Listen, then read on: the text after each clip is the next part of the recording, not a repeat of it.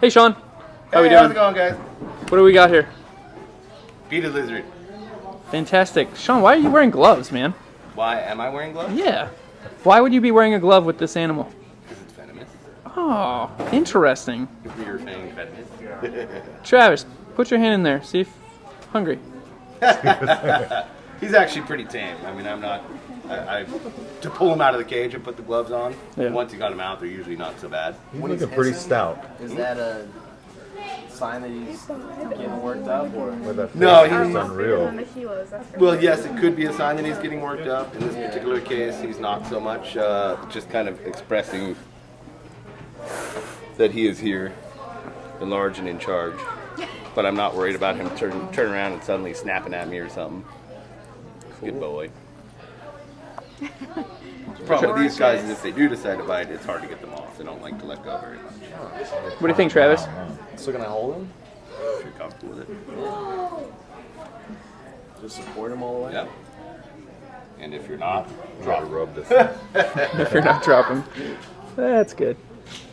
Don't let him go towards your arm. Sean, what do you guys feed these Don't let him go guys? to your right arm. we're mostly feeding these guys small rats, occasionally small chicks, but mostly rats. And then they also like eggs and other things as well. Yeah. But we don't have a whole lot of eggs around here. Did they just make a we're mess willing of to feed eggs? off. Yeah. We'll bring in hard-boiled eggs every now and When then you for do them. eggs, do you just do like I'm gonna take a raw couple eggs? pictures.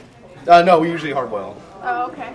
But occasionally, if we know we have a clutch of like slug, perfect. like Ready? python Oh, eggs, yeah. we'll totally offer them. Oh, So nice. use the monitors. The lab I swear I used to have Gilas. He's Going got up a on lot of Facebook. eggs. Ready? One.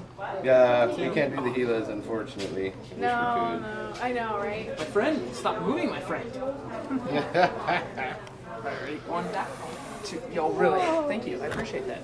You don't want to get too close. Oh, that's a good one.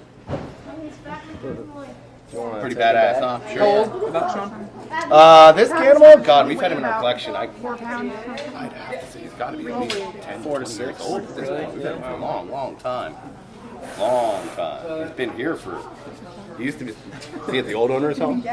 But once he sold his share of the business, he brought all these guys to us, and now we've had him here for at least 7, 8 years, and he was a full-grown adult breeder then. So yeah, he's got to be at least 15, 20. You're not going to be able to get one of these. You are beautiful. Have you ever been bit? No, I know several people that have. It How sucks. bad? Yeah. Well, the key thing is there's no antivenom for these guys, so you pretty much just got to ride it out, and just like a bee sting or anything else, it affects everybody a little bit differently, so you can only assume what it would do. Generally, it's very, very bad swelling of all of your lymph nodes, excruciating pain, and the only thing it can really do is, give you a painkiller and tell you to stay home for a few days and sleep it off. Steve Angeli, who's one of the bigger breeders, he said that when he got bit last time, he couldn't put his arms down. He was walking around like this because the lymph nodes in his armpits had swollen so fat that he couldn't put his arms down for 2 or 3 days. But he's gotten bit so many times now, he's like, take a Benadryl and a Vicodin, just sleep it off, you're fine. Sean, I've if heard a few other you turn him around, could I just take a swipe to feel what the beads look like? Sure. You like, Connor? They're best Give that a shot. They're best up towards the head, but I understand if you want to. Right. No, we just want to be respectful of him, too. And then the really weird thing about these guys is their skulls are bumpy like that. Really? Their It goes. skulls are bumpy like So you that. take the skin off, and it's got the lumps and bumps. That's how the skull is. That's Where cool. the skin here, that's just skin. If you look it up on Google, they got pretty crazy teeth in that skull. Oh yeah, absolutely. Absolutely. So he's getting a little bit active, so I'm gonna put him back. All right, well, we sure- Much, but what's up? What did you say you're feeding on? Rats and chickens primarily, and occasionally hard-boiled eggs. Just raw, like chicken, or like an actual? No, like actual small chicks. Okay, but not like a full-size chicken. No. I mean, we want them to be able to swallow their food, so Yeah, bite-sized chunks, smaller rats. I mean, I'm sure they can tear at things and make a big mess, but that's more for us to clean up, No. and that's ultimately not what we're looking for.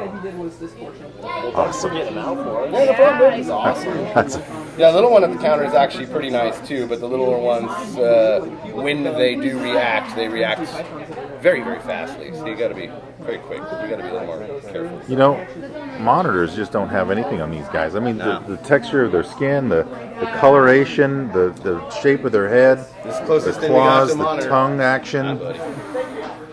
it's kind of the same niche, isn't it? Yep. They're filling a niche in a different area, a different part of the world. There's a guy down in Australia who's working on a study as to the link between agamids and monitors and other lizards, and somewhere in the whole thing the beaded lizard comes in heavily into the transition from your standard lizards up to your monitors. But, You know, and then to see such a large animal like that not in a real stressful environment. I mean, it just seems to be mellow and happy, and yeah, absolutely. and to be able to see it in this context is just really cool. The frightening thing with keeping these guys is that some of the times, you know, being burrow dwellers and den dwellers, They'll dig, these guys huh? are notorious for sleeping on their backs. So really, Really? the first time we put a $1,500 beetle lizard out on the sales floor, and a customer came up and said, your lizard's dead. Like, what are you talking about? My lizard's dead. Yeah, your lizard's dead. You go over there and on sure your as heck, back. this thing's laying on its back, looking dead as a doornail.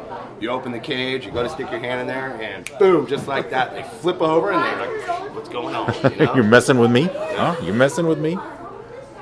So we'll regularly find these guys just napping on their backs as well. How funny. Hey, thanks, John. That's cool. What else you got back there?